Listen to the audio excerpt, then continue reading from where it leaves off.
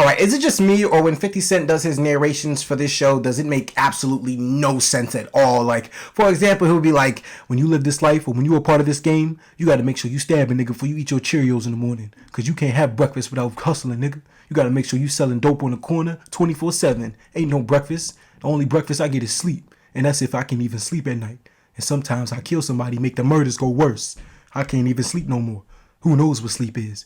After a while, everything started looking the same. It just doesn't make any sense. And granted, I know I went absolutely nowhere with that example, and it didn't really make sense to you, but I'm trying to explain to you guys, his narrations don't make any sense to me. But either way, this is Power Book 3. This is Power Book 3, Raising Kanan Season 2. It's a lot to keep up with at this point. He's doing a lot of shows. But on to the review.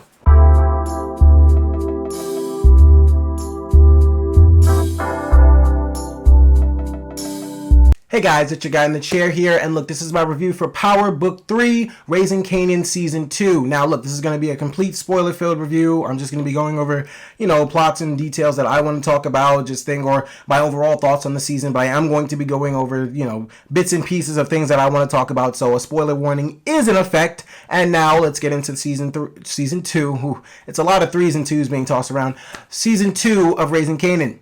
Okay, so Season 2 picks up with Kanan returning to Queens after the air's cleared, or after, Detective Howard says he forgot about, the whole shooting incident and what happened. So after a while, Kanan's allowed to come back to Queens, and with that comes Kanan now finding out that Detective Howard is his dad, or the assumptions that he was having in Season 1 actually were true, and, Detective Howard is his dad, so he's having a whole relationship thing with him going on this season. Rock, on the other hand, is trying to expand her business. She's trying to get into the DMV, business, or she's trying to expand her business to the DMV, and beyond that, she's trying to take over all types of businesses, including Lou's record shop, and then that causes her to get into business with this guy named Cartier, who is a very disappointing villain, but we'll get to that in a little bit. And then, essentially, in the beginning of the season, she is doing business in Jersey, which is the Italian spot, and now she's making enemies with the Italians, and we're spending the entire season doing so many different storylines, doing so many different things at once, and it's just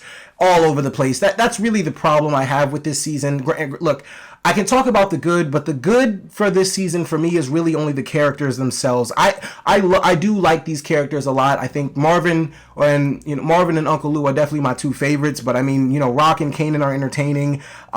Unique is one of my favorite characters, but he was lacking completely.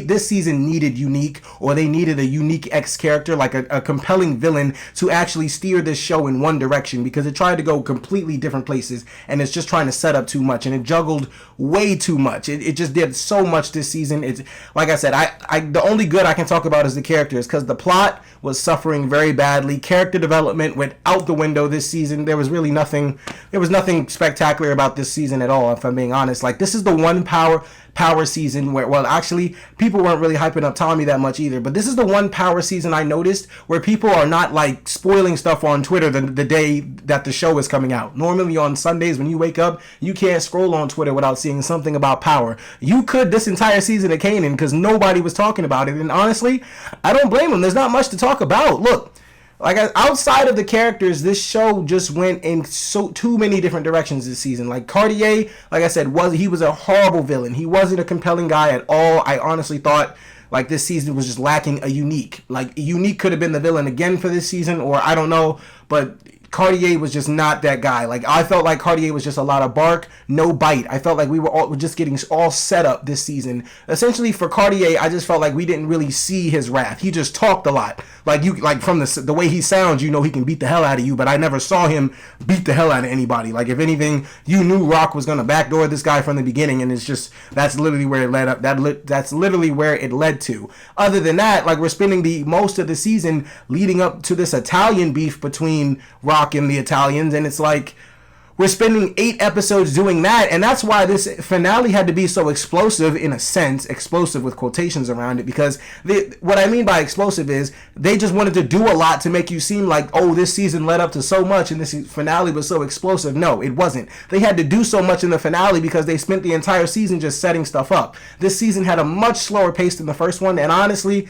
I was tuning in week to week just for the characters to see where the storylines went. The storylines, like I said, went absolutely everywhere. You have Jukebox dealing with her mom, which that storyline was good, but then, you know, they did the whole thing where she's trying to, you know, cleanse her of her lesbianism, and that whole scene, and then it just went crazy. Then you got Jukebox still dealing with the death of her girlfriend from the previous season, trying to talk to her dad. Then you got Marvin in the anger management classes, and I honestly was going to be a big fan of Marvin and the anger management teacher getting together, and honestly, like, her death was just so unsatisfying. That was the thing about this show. This season, the only death that we felt, or the only death that I feel like, you know, audiences can actually feel in this season was Scrappy's, because we all love Scrappy. Other than that, anybody else that died in this season just felt like a character, like they were just stepping over the character. And that's the thing. I feel like this show treats its characters as very expendable, because they kind of are. The only relevant characters in this show relating to the entire Power universe from the beginning is Kanan and his mom, and really his mom's only relevant because she's the one who taught him everything.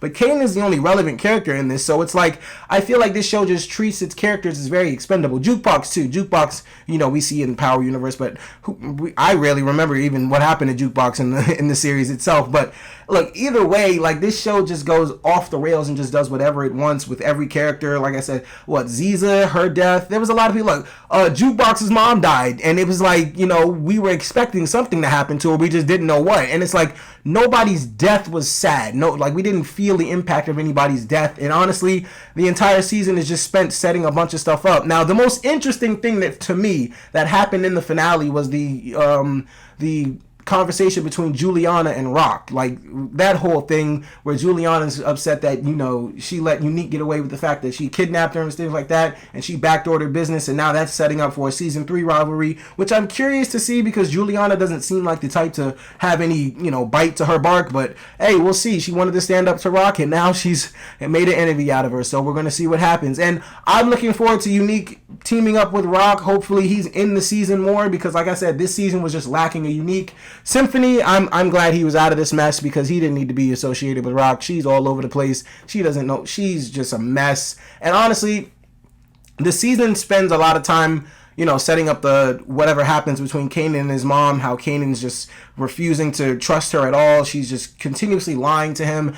Honestly, I think where all that's going is Kanan's going to end up killing his mom. I think that's how this all goes down. That's the only way I can see it happening, man, because she's just becoming a monster. Kanan's going to see that she's in his way, and he's just going to have to kill her. He probably kills both. He probably kills both his mom and his dad. It's going to be crazy. Yeah, I can see that now. I can probably see that's where this show is headed. And granted, I'm ready for that. I'm excited to see that, but this season was just absolute averageness. It was meh. It was blah. I was only there for the characters, and the characters really didn't get any much justice.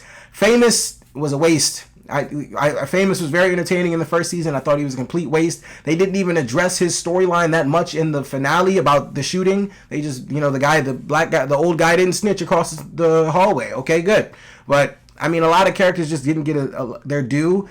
And like I said, even when Marvin's, the anger management teacher, when she died, we didn't get, like, I felt like we would have felt her impact more if we would have saw a relationship between her and Marvin after the class, like beyond that. Like, I didn't get enough time spent with these characters because they're trying to do so much at once. This season basically was juggling way too many storylines, trying to do too much at once. The characters are the only interesting part of the show, but like I said, they're just doing too much at once, and it's just very chaotic. And they are setting up a lot of interesting things. It's just the execution has to follow up to that setup, or it's just going to be a complete mess, which is what this season was, in my opinion. And that's my review, man. Honestly, I'm surprised I got through all that. Yeah, that was pretty good. But those are my thoughts on season 2 of Raising Kanan, guys. Let me know in the comments below what you think. Thank you so much for watching, guys. I really appreciate it. This is your guy in the chair. More content coming to you soon.